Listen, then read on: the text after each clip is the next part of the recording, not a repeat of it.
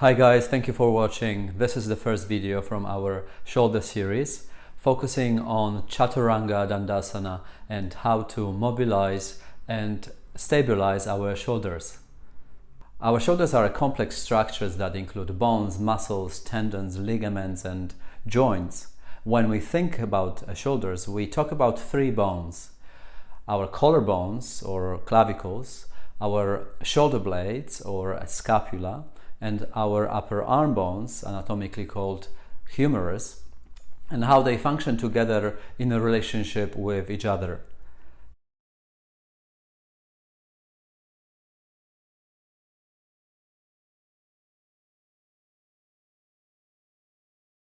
We've got four shoulder joints. Right at the front, we've got the breastbone. You can easily palpate where the collarbone meets with the breastbone, it touches to the skeleton. That's your sternoclavicular joint. Then going further, where your collarbone attaches to the scapula, right at the top you can feel the bony landmark. That's your acromion. That would be your acromioclavicular joint. Then where your upper arm bone meets with the shallow socket in your shoulder blade, that's your glenohumeral joint. And at the back you've got scapulothoracic joint. We often call it a false joint, where your scapula glides on top of the rib cage.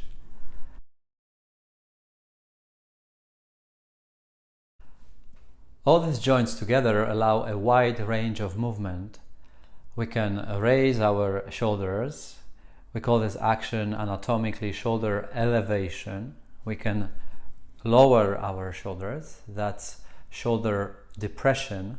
We can take our shoulders forward, that's shoulder protraction, and we can draw our shoulders back, that's shoulder retraction.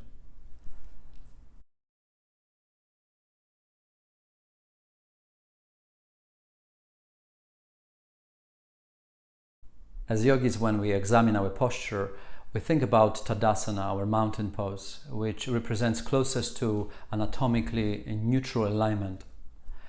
In my yoga classes, I often observe a pattern of a movement, shoulders going forward.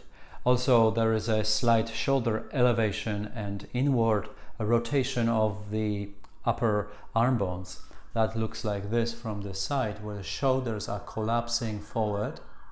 Now, that's due to the daily activities, patterns of movement, like sitting at the desk, working on the computer, driving the car, using our mobile.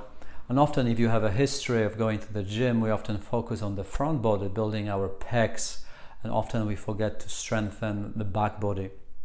Now, when we come to the yoga class, we want to reverse those patterns of movement.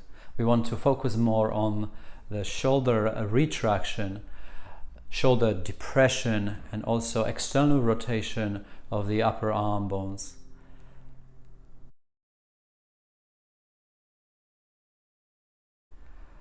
In general, when we talk about mobility and stability, we follow two simple rules. We want to stretch the muscles that are tight, and we want to strengthen the muscles that are weak.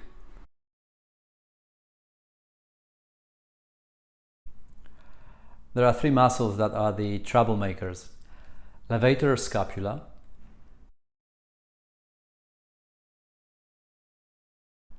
pectoralis minor,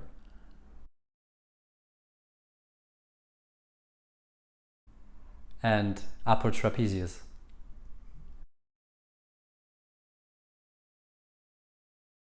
When those three muscles activate together, they create this elevated shoulder position and forward movement of the humeral head. What we need to do, we need to lengthen them and mobilize them. One of my most favorite ways to open my shoulders, mobilize my shoulders, is this position. We need two blocks, and you lie down on top of first block, where your shoulder blades, the bottom of your shoulder blades, are resting on the first block. The second block is supporting your head. Now you're bending your elbows, and between the blocks you have a space for your shoulders to draw in, so your shoulder retraction, and bring the soles of your feet touching.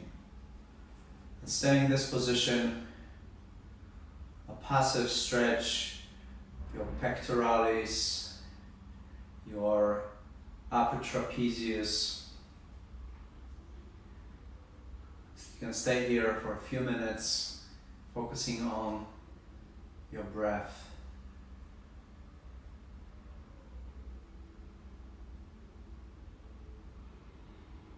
One of the simplest ways to open the shoulders is the simple shoulder stretch, clasping the hands behind your sacrum, draw the shoulders back, shoulder retraction, and then strengthen your elbows. Padagulyasana, elbows straight, shoulders down, shoulder depression. Now we can go further with this into bridge pose. Chaturanga Dandasana. Lie down the back, wiggle your shoulders under your heart, clasp your hands, elbows straight, and hold this position. Focus on lifting breastbone, pressing the shoulders down and taking them away from the ears. Shoulder depression, holding this. Great stretch for your pectoralis minor, levator, scapula, and upper trapezius.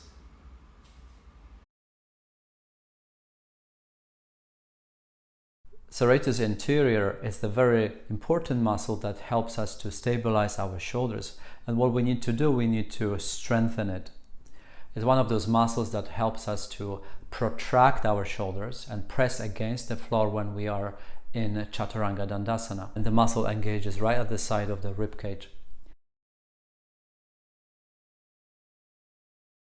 Serratus anterior is the muscle that protracts shoulder blades.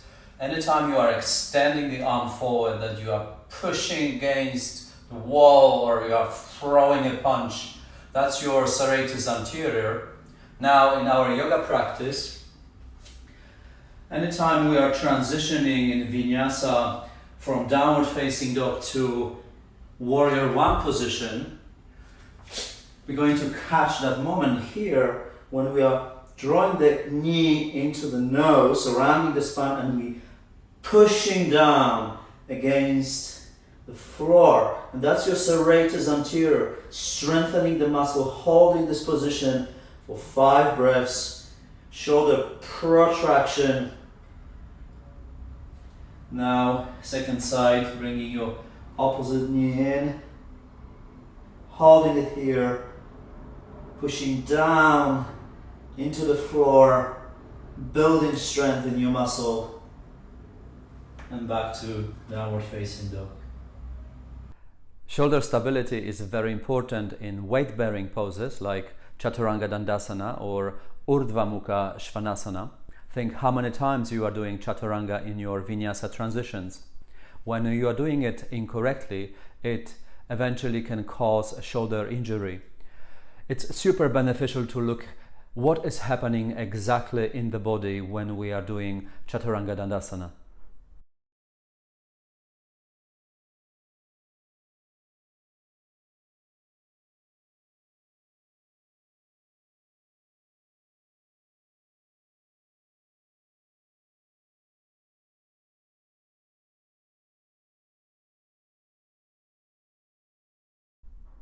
Shoulder stability in Chaturanga Dandasana is a combination of 3 actions.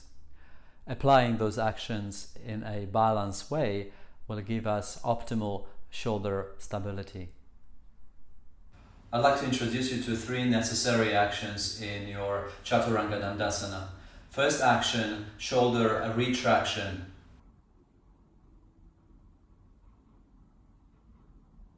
And you engage in your lower and middle trapezius, also your rhomboid muscles.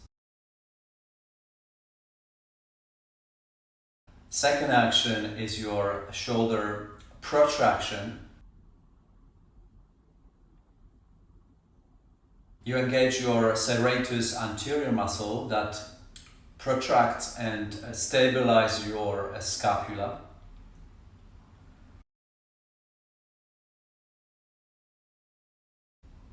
The third action is shoulder depression.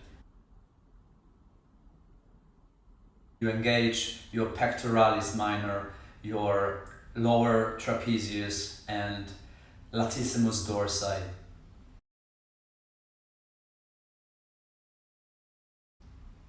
Integrating those three muscular actions whenever you are doing Chaturanga Dandasana will give you a greater strength and stability. We start on the knees to integrate these three actions.